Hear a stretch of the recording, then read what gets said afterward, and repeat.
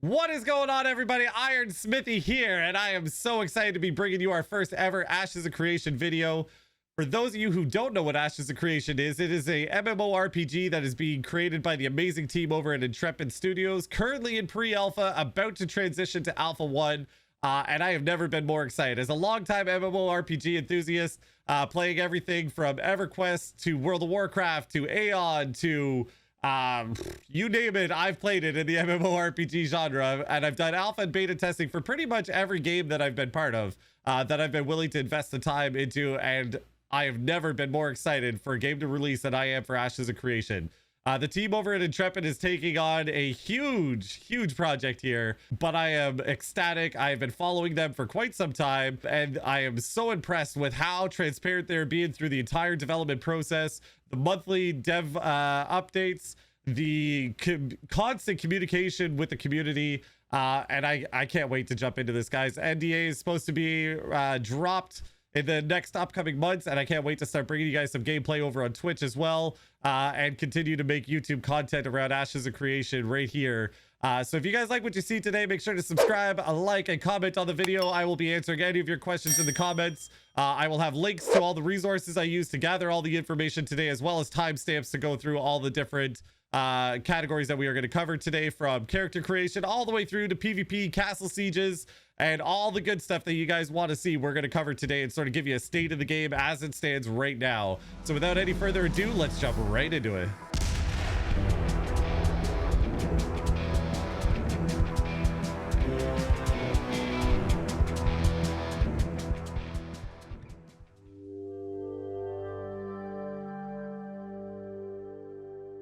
So when we start our journeys, we're gonna have to create our characters. We're gonna have to choose our race, our classes, everything like that. So we're gonna start off with the races right now. We're gonna break them down. Just very short blurbs on them right now. If you guys want to read more, again, there's gonna be the links in the description down below for you guys to get further information on all this. But in the hopes of keeping the video not too lengthy, we're just gonna hit the highlights here so you guys get a broad idea of what we're looking at. So basically, within Ashes of Creation, there are 5 parent races. 4 of those parent races have sub races within them as well. So the 4 that have sub races are the humans, the elves, the orcs, and the dwarves. The humans are broken into Kalar and Veloon. The elves are broken down into Pyrian and Pyre. The orcs are broken down into Regkai and Vek, and the dwarves are broken down into Dunir and Nikwa.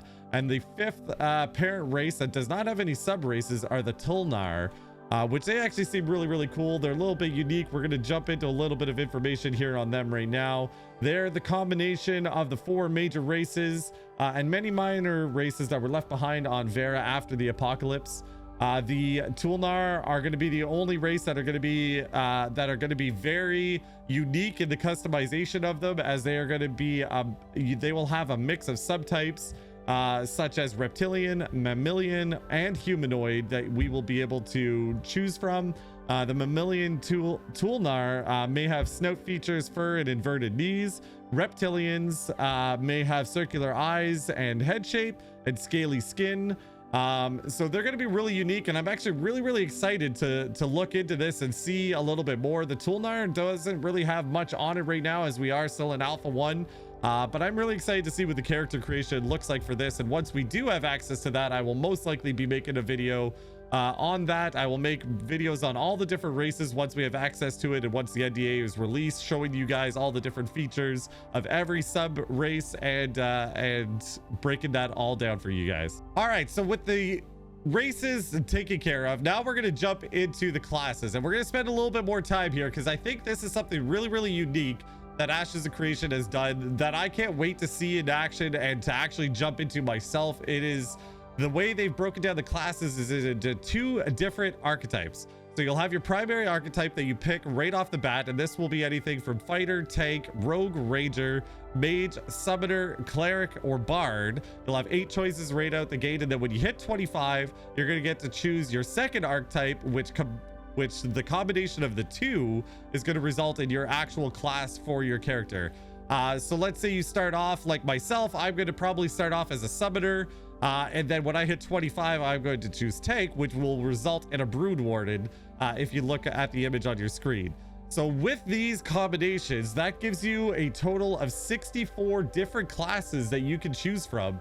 Everything from a weapons master to an assassin to a Hawkeye to an oracle, a shaman, a songcaller, a magician. There is so many different classes here. This is a alt lover's dream.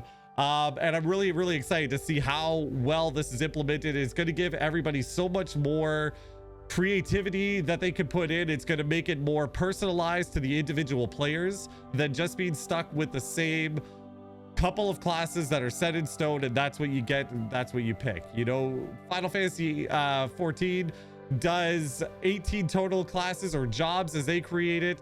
World of Warcraft only has 12, and Ashes of Creation is coming out with 64 total combinations of classes for people to choose from, and I think that is absolutely amazing. When I first heard this, I was so excited because it breaks the traditional genre of, you know, you're gonna have a mage, you're gonna have a necromancer or a warlock, you're gonna have these set in stone sort of expectations, but being able to mix a summoner and a tank together to make something like a brood warden, or a ranger and a cleric together to make a cultist. Like, there's just so many really cool combinations here that is going to lead to a very unique experience right out the gate. So already in our first segment, we're looking at character creation, and there's already something to be excited about, in my opinion.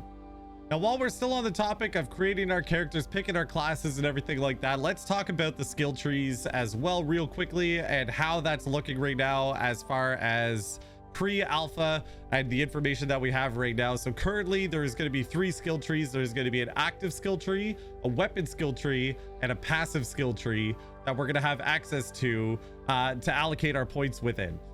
This is where we're gonna be able to choose between the abilities that we have, and we can even augment their usage of weapons and armors and health regeneration and passive stats and everything like that.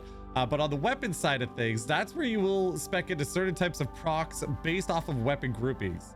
So let's say you have a dagger. Daggers might have a chance to proc a bleed on your weapon attack, and that would synergize well with an active skill ability like backstab that does additional damage if the target is under a bleed effect. So having these abilities, having the combinations to be able to set a weapon proc, and then building your active skills to coincide with those weapon skills is going to be how you're going to min-max this, how you're going to get the maximum amount of your damage or defense or, you know, healing or anything like that is going to be based on these combinations of weapon skills with your active skills and your passive skills. And I think that is really cool that we actually get to choose based on our skill trees what our weapons are going to proc. It's not going to be based off of the weapon necessarily itself. Now the weapons, from what I've seen in the future, may have their own procs as well, but being able to have static procs that we can spec into, I think is really unique and really cool. And the fact that everything that I'm seeing with Ashes of Creation leads to more and more customization to make each character, each player unique from each other, even though they may be playing the same class or a similar class or something like that. Between the classes having 64 different options, between the races, between the skill trees, and how we get to customize each and every aspect of our characters to fit our playstyle, I think is really unique and really cool.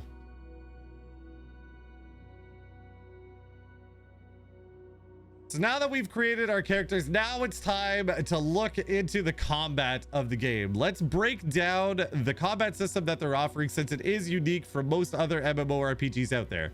So Ashes of Creation is going to have a hybrid combat system. Already super intriguing, super cool. So the hybrid combat system is going to be the choice between tab targeted skills and action targeted skills, or a mix of the both. And I think that is, again, something that is going to come down to huge customization ability between the individual players. You're going to be able to build actions and skills up to a 75-25 split on action for to tab targeting, and being able to have this customization, I think, is going to be massive. I think this is going to be super cool. Most games you get one or the other. Either it's action combat or it's tab targeting. There's very few games that do both and do it well. And the way they're going to allow you to toggle between the two is going to be based on a key binding. Currently, default will be set to Z. and it will allow you to switch between the action and tab targeting modes. And I think it's going to be something really unique and something that I definitely want to test to see if there's a global cooldown, how we're going to be able, like, how smooth is it going to feel. But watching the combat that we're watching right now between the devs here doing a little bit of duels and 2v2 PvP in the open world, the combat looks super smooth. Like, everything, there's very little stuttering, very little delay. Watching the global cooldowns, they seem to be really they're very short. There doesn't seem to be a lot of downtime between your skill activations and everything like that. And for pre-alpha gameplay, this looks really, really smooth to me, and I'm really excited to see how well it's implemented once I get into the game myself and can play with this. I myself am probably going to be playing more to the 75% action combat to 25% tab targeting. Is probably going to be the split that I'm going to be using, but I'm really, really excited to see how this plays out. I love that they're giving us the ability to choose between the two, and be able to even split it up if you want to do it 50-50, if you want to do it 60-40. You guys, we all are going to get the options to choose how we want to customize our playstyle and our combat, and that to me is something very, very unique to any MMORPG out there. So with that combat system in mind, let's take a little bit of time to talk about the PvP side of the game. So this is still something that is catalyst to change within Ashes of Creation's eyes. Again, we are pre-alpha, just about to transition into alpha 1, but so far there's going to be many reasons to engage in open world PvP. There's going to be scarce resources that we can gather only by open world PvP, it seems. There's going to be a open world hunting grounds. There's going to be caravan missions where essentially players can choose to escort a caravan to a certain location that will be filled with goods and everything like that. And while they are on this route, they are going to be susceptible to be PvP'd, have their caravan destroyed, their loot stolen, and everything like that. Sieges, castle sieges, which are going to be a huge part of this game. We'll get into that a little bit more further down the video. And guild wars as well is going to be a form of open world PvP. There will be no death penalties due to objective-based events such as the caravans, guild wars, or node sieges, or anything like that. But it is going to give you that opportunity to have something other than just instance PvP. It will give us the opportunity to have that risk versus reward at all times. When you're trying to do a caravan that could have a huge payout for you, it's also going to have that difficulty level where you got to worry about other players coming in, making sure you have enough security on that detail. And it's going to add a level of complexity, I guess, in a sense, that isn't in a lot of other MMORPGs. And it's another way to diversify the gameplay itself, right? Having these PvP optional events that you can choose to do or choose not to do. It's going to round out the total level of gameplay that we're going to have within this game. And there is so many different things that Ashes of Creation's already bringing to the table with their dungeons, their raids. Now you're going to have these open world PvP events that are going to have different rewards as well.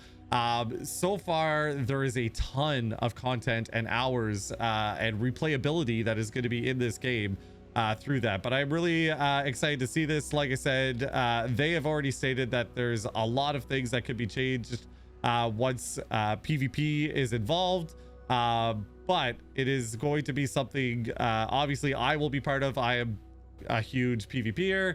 I do a lot of PvP currently in pretty much every game that I play, so this is something you'll be able to see a lot of from my end, and we're gonna get into this quite a bit once we're in the game and once we're able to play. So more on that in the future.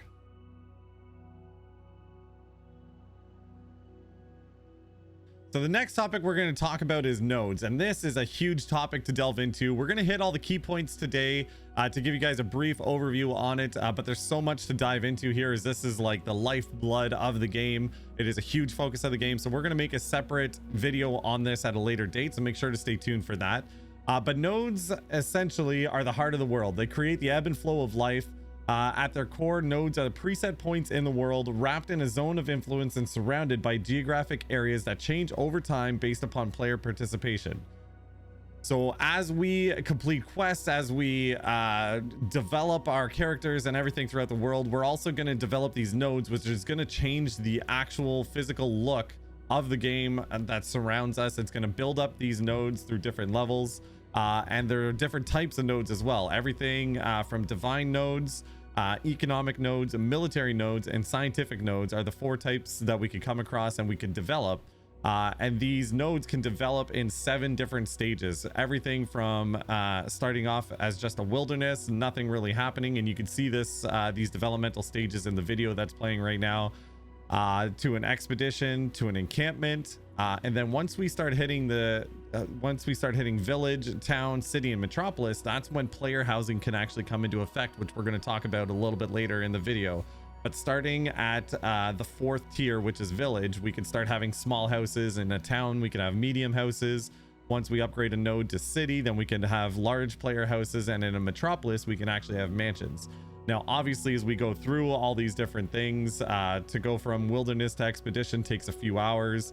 Expedition to encampment will take many hours. Encampment to village will take a few days. Village to town, many days. Town to city, a few weeks. And then city to metropolis will say many weeks. They don't give an exact timeline there, but it gives you a good idea of like how long it'll take to develop a node, to build it into, let's say, a thriving metropolis. And then it'll depend on if it is a scientific node or if it's a military node, and who governs the node, what race they are will also will define the look of the buildings. So let's say we have an elven mayor, then the buildings will look more elvish. If it's run by dwarven races, then it'll look more dwarven. So it's going to make the entire world look unique based on who manages that property, and I think that is something really, really cool to look into.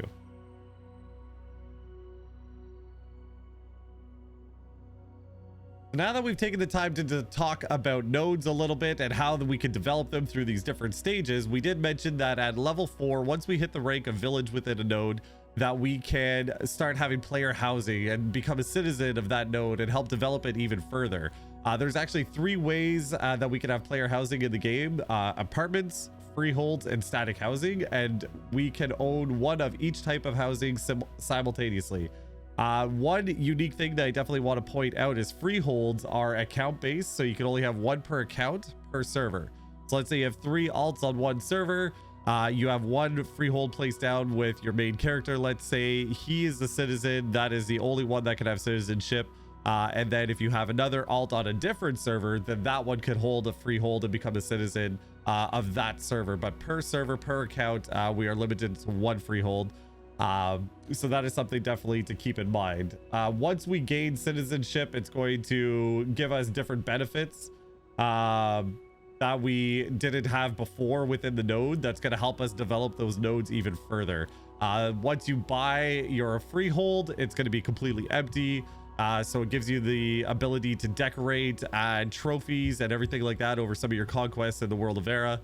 And it's going to add that extra level of customization. And the freeholds are also going to be based on different factions as well. So there's going to be elven freeholds, dwarven ones, human ones, and I'm really excited to see how these all shape out.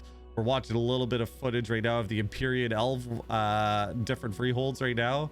And for pre-alpha footage, I mean, they're already looking really, really good. The lighting looks great. There's some really unique aspects to it. Everyone seems to have a wall. There's all different sizes that we're looking at here as well. And then you're going to be able to have your crafting benches and storage and everything like that all within your freeholds as well. So I'm super excited to try this out. This is something that was really prevalent in Final Fantasy 14 as well, the player housing. And I'm curious to see how much of a role the player housing is going to play, how much of an effect being a citizen is going to help shape the nodes around us. And this is something I'll definitely be diving into once we get into the game and the NDA is released and we can play around with it a little bit. We'll be making some more guides on this as well, to show you guys all the different characters as well. I'll make sure to show you what like dwarven freeholds look like, what elven ones look like, human ones, and all the different types that we possibly have available to us. So I'll be making videos on all of that in the future as well.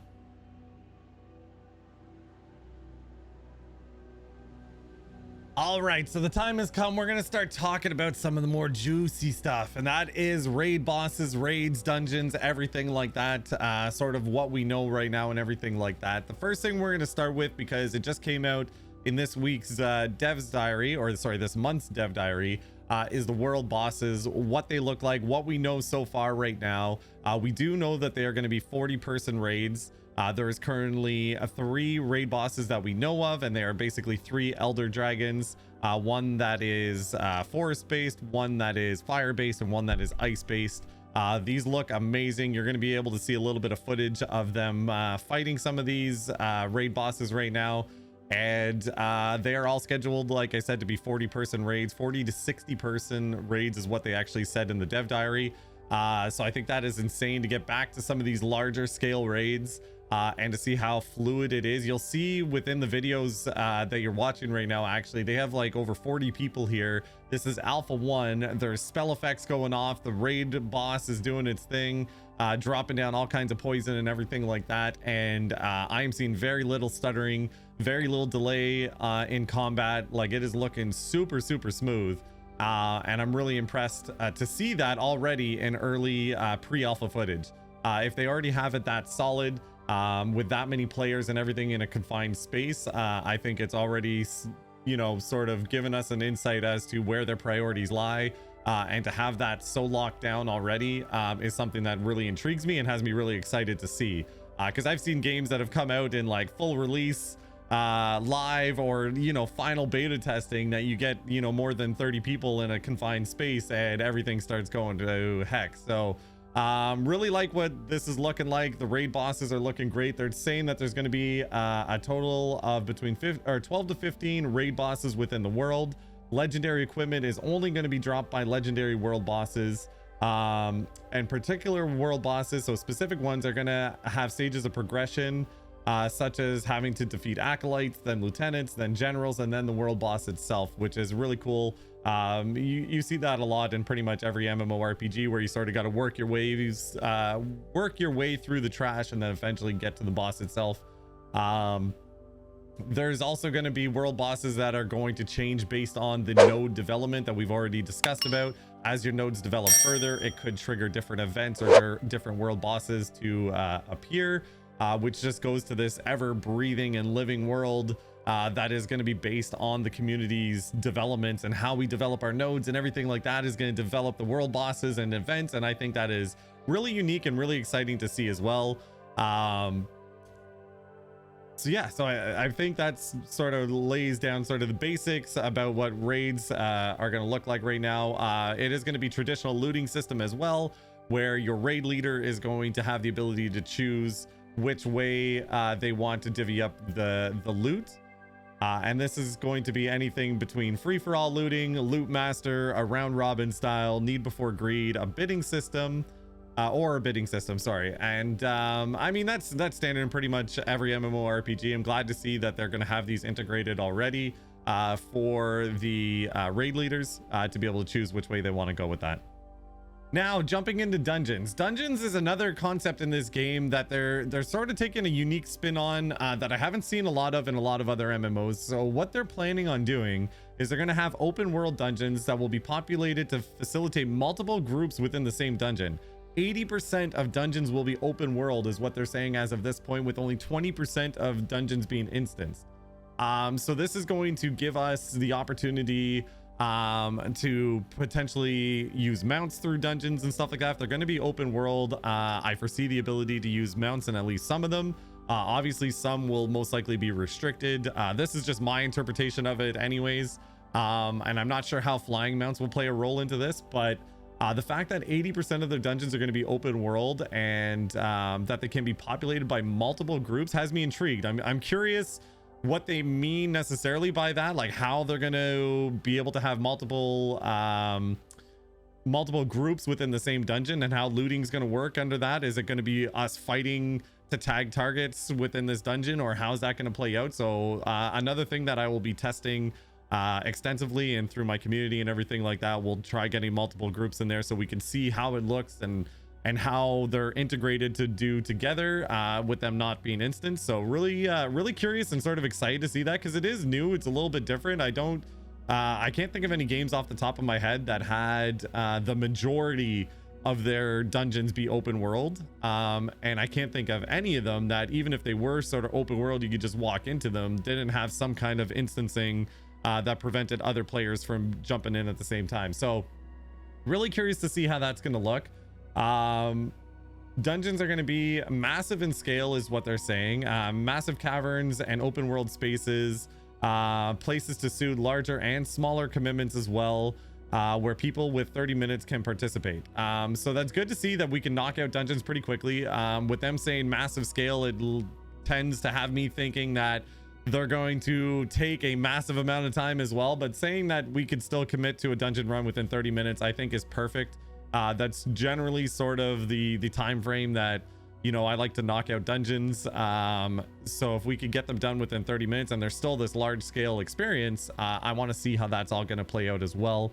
So that should be really cool, and it's something that I'm definitely going to be playing around with a lot. Obviously we're going to be focusing on a lot of end game raiding, dungeoning, and all that kind of stuff, and I'm really intrigued to see how they're going to employ these open world scenarios, how looting is going to work, how competitive it's going to be. Are they going to turn into open world PvP battlegrounds essentially that we want to kill out the other groups to be able to get the loot? Like, how is this all going to go down? So this is something that's obviously all going to be fleshed out more as time goes on, and we'll be keeping you up to date every step of the way that we can.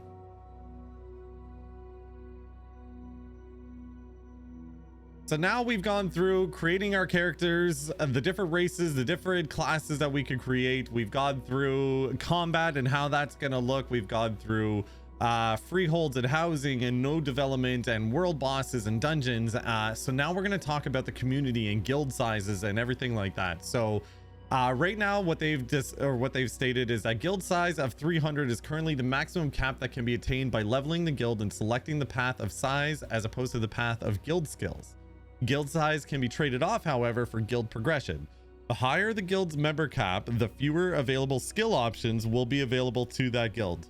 The maximum size for a guild that chooses all available skill options will be between 30 and 50. And we're going to pause here for a second to acknowledge that. So the maximum cap they're putting is 300.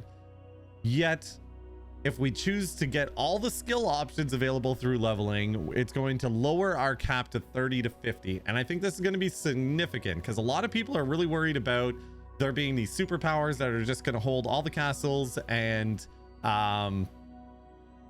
just be impossible for any guilds to take over. So we'll jump back into that in a second. But the fact that if you do want to specialize on skills and honing your guild to have the maximum efficiency, then that's going to lower you down to a player cap of 30 to 50. Now, obviously, you could sort of play within that, right? You can choose to pick up specific skills, but not others, maybe lowering you down to like 150 guild size instead of 300 to still give you that size that you're looking for. But if you want to have a very honed, a very refined guild, it's going to limit you down to 30 to 50. So that's really interesting. And I can't think again off the top of my head of any game that has done that, where they have like, okay, this is your guild size, but as you level it, you can end up decreasing your maximum amount of members.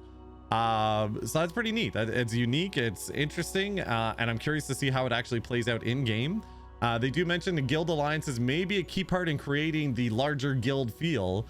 And yeah, that is, you know, the fact that they're going to have guild alliances, that can be something that in a sense is a little bit worrisome, because that's where you're going to start seeing all these superpower guilds coming together. They're going to have these guilds underneath them that are serving them type of thing, and it's going to lead to these guild sizes of hundreds or thousands of players together through the course of alliance. Now with that, with any game that I've seen alliances in, especially when there's something to gain from getting power, there could also be internal conflicts, there could be spies, there could be sabotage, there could be mutinies, there could be, you name it. I mean, there's all kinds of things that could come with an alliance system that we're gonna have to see how that shapes out.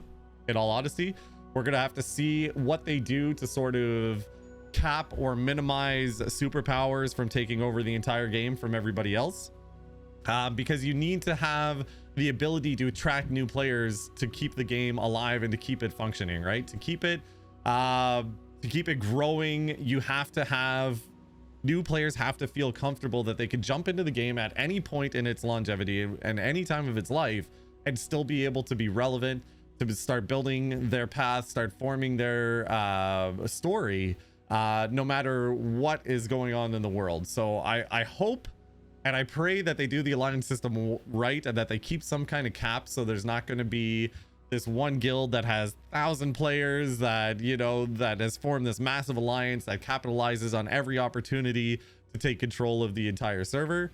I definitely hope there is a way that they mitigate that moving forward. So they do specify a little bit further here as well that larger guilds can siege fortresses.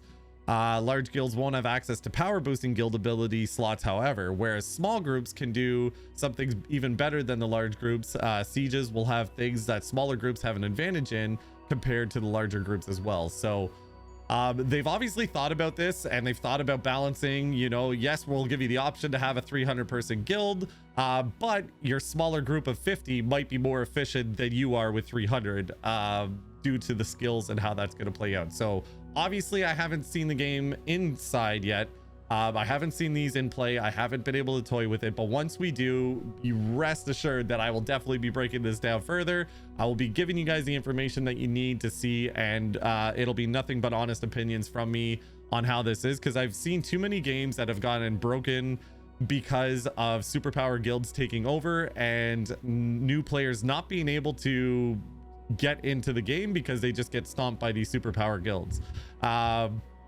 So this is something I will be keeping a very close eye on and be letting you guys know what my feelings are towards this as well.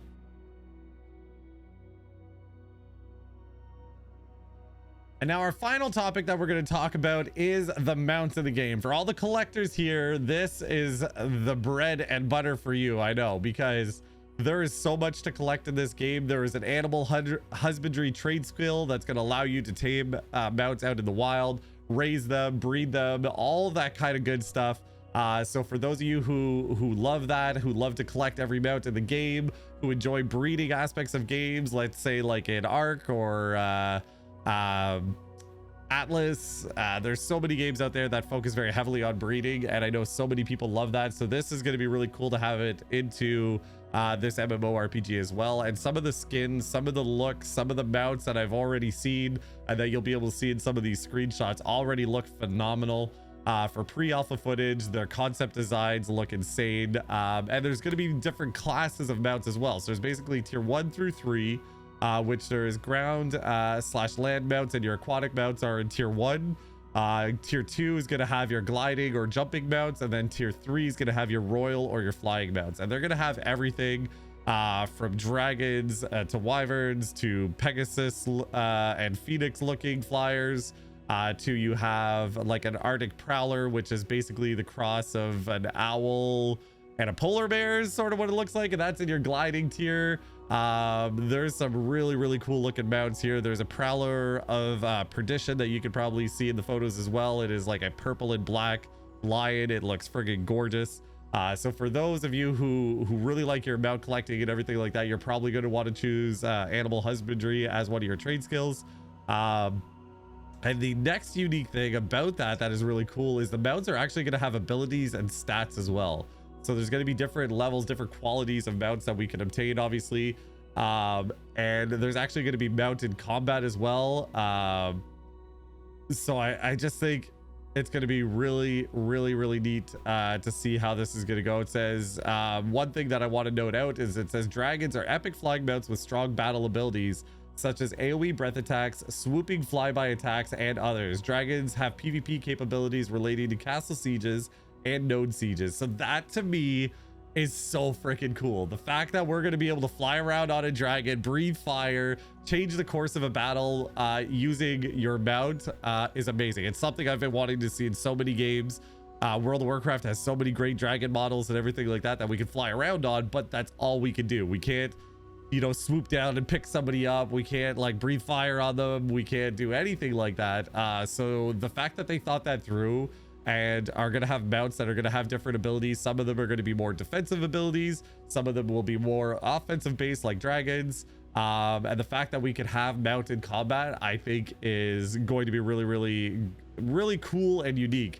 And I hope it's something that is done right. I hope it's fluid. I hope it feels natural, that they take into consideration what the mounts actually are based on their skills. So if you have like a cat type mount, that they'll do like a scratch and a bite, let's say, and have a higher speed probably than something like a turtle, you know, like a turtle's probably going to be more slow moving, obviously have advantages in water, but then I want to see like a cat mount that's going to be able to outspeed some of the slower mounts and everything like that. So the fact that they already have this in mind, that they're going to have dragon abilities, that they're going to have mount in combat, I think is a step in the right direction, and is another thing that we'll be making future videos on. Once we get into the game, we'll start breaking them all down, what ability, like what mounts have what abilities, and do our best to collect everything for you guys along the way. So you guys made it to the end with me. Thank you guys so much. This is our first Ashes of Creation video. We're going to go through my final thoughts right now real quick. And hopefully we answered a lot of your questions with this video today, or maybe we caused a few extra questions. And if we did, that's what the comment section is for. Make sure to put your questions down below and I will do my best to answer them right away for you guys. But my overall thoughts, I think this game is solid already for pre-alpha, considering how early in development we currently are. The state of the game already is looking so good. Another key thing that I want to point out is that the dev team is being so transparent with everything that they're doing. They're upfront with any issues that come up. They're listening to the community and actually making changes within such a short period of time, from seeing them being suggested in some of these Q&A sessions and everything like that. And the fact that they're listening that much to the community, the fact that they're that involved with us, they're giving us monthly dev diaries every single month, that is showing more and more and more progression every single time that we see them again.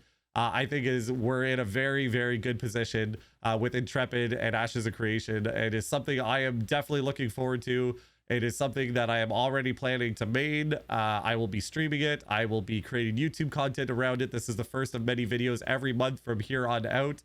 As they release dev diaries, I will be releasing my thoughts sort of on the information for that month, and keep you guys updated as we get into more developments. The NDA is supposed to be releasing in the next couple of months. We're supposed to be able to jump into to get Alpha 1 keys again this upcoming month. Right now, the month of May, I believe they announced that we're going to have Alpha 1 key access again, so I'll definitely be jumping on one of those. And then we're going to start creating like in-game footage for you guys. We'll start breaking down the guild. Some of the things we talked about today, some of the things I'm worried about, like guild progression, guild size, superpowers, alliances, everything like that. Once we can actually jump into the game, once the NDA is released and I can start creating content from within the game as well for you guys, we're going to start breaking that all down for you. We'll dive further into it. We'll raise our concerns. We'll keep telling you what we're excited about. But we're never going to lie to you either and just say this game is amazing and this is everything good. Right now, I am very excited for it. It is in a very good position. And I can't wait to jump into it and play it. But I do have my concerns as well. There's some areas in the game that I'm a little worried about. I hope that are done right. I think with Intrepid at the helm and how good they've been listening to the community and everything like that, I think I think we're going to be okay. But I am sort of really worried about the state of guilds and alliances and how super guilds are going to affect, you know, new players, longevity of the game. It has to have that replayability, which I think Intrepid already has a really, really good plan for. Their dungeons, raids, world bosses, caravans, like they have so much content already planned out and in the game. Even for Alpha 1, they already have a ton of content that they're releasing for us. So by the time the game goes live, the replayability should be there. I just worry about open world PvP, or, you know, new guilds, smaller guilds, wanting to come into the game, but never able to hold any nodes or territory because superpowers are going to take everything away from everybody. So that is really my only concern right now. I will continue to look into that. I will do more research into the guild side of things, the alliance side of things, and then definitely do player testing myself with my community and my guild that I'm going to be forming once we actually have access to the game. So with that being said, that's my thoughts on the game right now. That's sort of the state of the game as of right now. You know, May 3rd, 2021. So we're still Ashes of Creation still in alpha, pre-alpha, moving into Alpha 1 right now. So we got a long ways to go. But I think overall, the game's in a really, really good position, and is definitely worth your attention and checking out. Everything that I used today, I will provide links in the description below. If you guys like the video, please subscribe, leave a like, Drop any questions in the comment section below. I will be answering everybody's questions. And thank you guys. We'll see you guys in the next one.